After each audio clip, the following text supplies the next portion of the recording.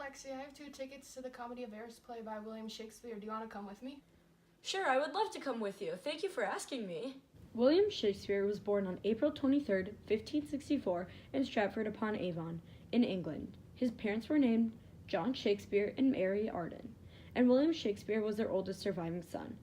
He was baptized on April 26, 1564, at the Holy Trinity Church in Stratford-upon-Avon. His dad, John Shakespeare, was elected an alderman in 1565, and his mother, Mary Arden, came from a wealthy family in Wilmcote, Warwickshire. In his early life, at about 15 years old, Shakespeare attended Stratford's grammar school. A few years later, Shakespeare left school in 1582, and he married Anne Hathaway. They had 3 kids together, Susanna, Hamlet, and Judith. William Shakespeare developed his love for poetry and writing over time, and during his life, he became a well-known playwright. On April 23, 1616, he passed away with the cause of death still unknown.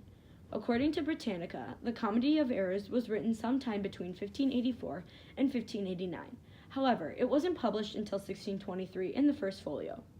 The first known recorded performance of the Comedy of Errors was performed on December 28, 1594, on the Feast of Holy Innocents, in the hall of Gray's Inn in Holborn as part of the Christmas celebrations. It is believed that Shakespeare based the idea for the Comedy of Errors off Plautus's comedy, The Menuchme. The Menuchme depicts a pair of identical twins, sons to Syracusan merchants. One of the twins, named Menuchmus, is lost as a child, and the other twin receives Menuchmus's name in memory. When the twin reaches adulthood, he decides to go off in search of his brother. Though Shakespeare based the Comedy of Errors off the Menuchme, he added many of his own touches to the play, some of these being additions of a sister, a father, a mother, and the addition of the location of Ephesus. Shakespeare also added an increased emphasis on the role of the neglected wife. The most predominant change that Shakespeare added was the second pair of identical twins. This addition also stemmed from another play of Plautus's called the Amphitryo. In the play, The Comedy of Errors by William Shakespeare, 2 sets of identical twins get mixed up during a shipwreck, and this causes great havoc over time when confusion arises because nobody realizes that the Dromios and the Antipholuses are twins. In the Comedy of Errors, Antipholus of Ephesus and Antipholus of Syracuse are twin brothers whose father is named Aegeon. Antipholus of Ephesus is married to a woman named Adriana and is well established in the community. Adriana is a jealous woman even though she is married to Antipholus of Ephesus. Luciana is Adriana's sister, and Antipholus of Syracuse adores her.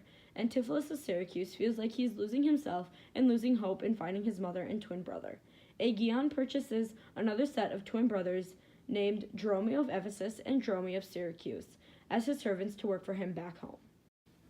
The play opens up as Aegeon, an elderly merchant and father of Antipholus of Ephesus and Antipholus of Syracuse, is being brought forth for execution. He violated a law that required him to pay 1,000 marks since he was caught traveling between Syracuse and Ephesus. The Duke wants him to explain why he is in Ephesus. Aegeon tells us that he was forced to travel to Epidamon to help his business that was crashing. However, when he was traveling with his wife, she gave birth to identical twin boys. Coincidentally, another woman gave birth to identical twin boys at the same time, and Aegeon bought them with the intention to raise them as slaves. As their ship was heading back to Ephesus, their ship ran into a big rock and split into 2 pieces. Aegeon and his wife were split apart in the disaster and separated in the ocean. A few ships came to their rescue. However, one ship picked up Antipholus of Syracuse and Dromio of Syracuse, and another ship picked up Antipholus of Ephesus and Dromio of Ephesus. Aegeon and his wife were never reunited after the wreckage, and Aegeon is here in Ephesus in search for his long-lost wife and son. The Duke sympathizes for his sad story and allows Aegeon one day to find the proper amount of money to save his life.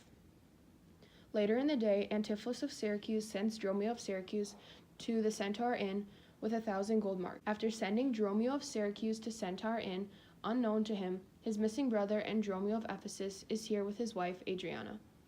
Dromio of Ephesus appears and demands Antipholus of Syracuse to come home for dinner, unaware that this is not his master, but his master's twin brother. This leads to an argument, and Antipholus of Syracuse beats Dromio of Ephesus until Dromio flees. Dromio of Ephesus returns home to Adriana and explains to her what happened with his encounter with Antipholus of Syracuse, who he thought was Antipholus of Ephesus. Adriana then turns aggressive and threatens to hurt Dromio of Ephesus as well. In this scene, we'll be performing Act 2, Scene 2.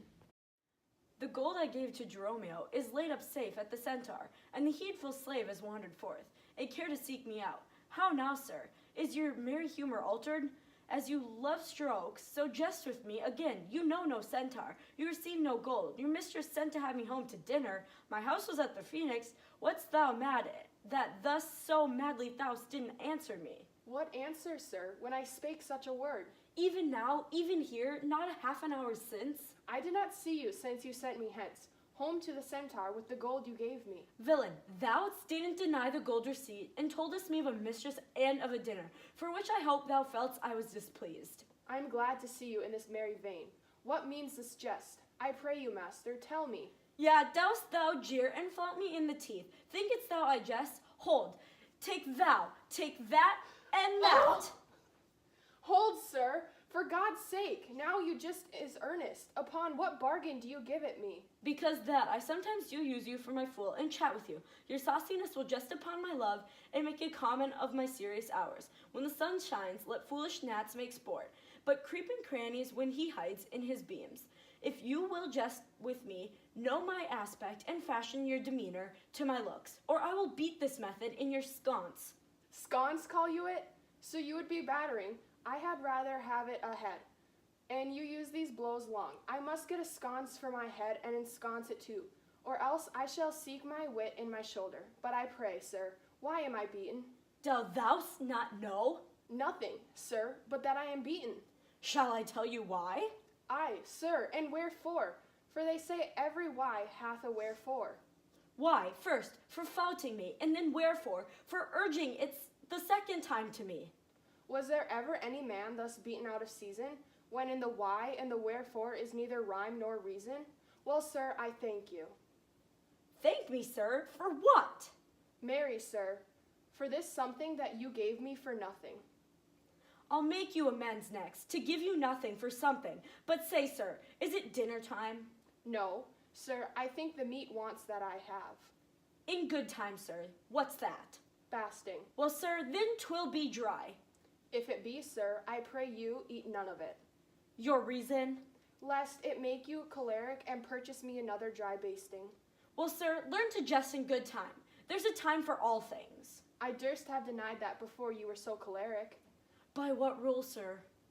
After the Act 2 Scene 2 ends, Adriana is furious with Antipholus of Syracuse because she thinks that he is Antipholus of Ephesus, her husband. Adriana drags Antipholus of Syracuse home for dinner and tells Dromio of Syracuse to guard the door so no one else gets in. As they are eating, Antipholus of Ephesus and Dromio of Ephesus arrives home. Dromio of Syracuse refuses to let the couple in to their own home. Antipholus of Ephesus is furious and pounds on the door in anger. Adriana believes that her husband is inside eating with her already. She has Dromio refuse to open the door. Antipholus of Ephesus is ready to break down the door in rage. However, his friends persuade him to leave in peace so his reputation is not ruined in the community. He asks his friend Angelo to retrieve a gold chain for his wife to give it to her at the courtesan. Inside the house during dinner, Antipholus of Syracuse starts presenting to Luciana, Adriana's sister, how in love he is with her. She is in shock because she believes that this is Adriana's husband, confessing to her, but in reality it is his twin brother, not her husband. Once in the city, Angelo is in debt to a merchant and is threatened to be arrested if he doesn't get any money. Angelo claims to be getting money from Antipholus of Ephesus after a recent deal. Angelo sees the other Antipholus in the city, and obviously he hasn't received the gold chain because the other Antipholus did. However, Angelo doesn't believe him and has him arrested as well. Dromio of Syracuse returns, and Antipholus of Ephesus mistakes him for his own servant and orders him to go home and get Adriana to come back and pay for his bail. Once he arrives home, he tells Adriana to grab money to bail out her husband. Inside the jail, Antipholus of Ephesus starts to beat up Dromio, but stops when he sees Adriana, Luciana, and Dr. Pinch enter.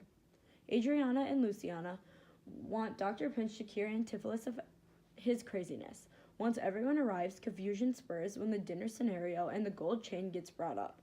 As the girls are talking outside the jail, Antipholus of Syracuse and Dromio of Syracuse rush into the city square with swords drawn and the girls scatter because they believe that the boys broke out of jail. At 5 o'clock, the Duke enters to bring Aegeon to his execution. As Adriana and Aegeon are talking, a messenger returns saying that Antipholus and Dromio of Ephesus broke out of jail.